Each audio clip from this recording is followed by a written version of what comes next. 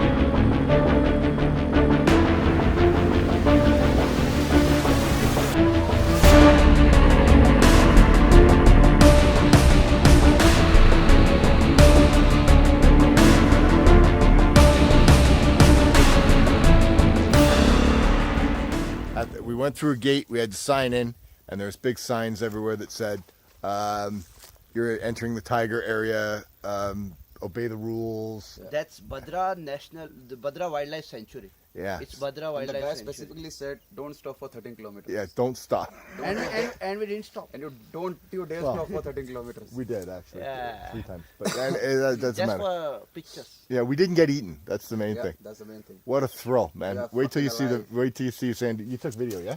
They are still hungry. I can hear their tummies going. Anyway, it was awesome. So we'll show you pictures later. Bye.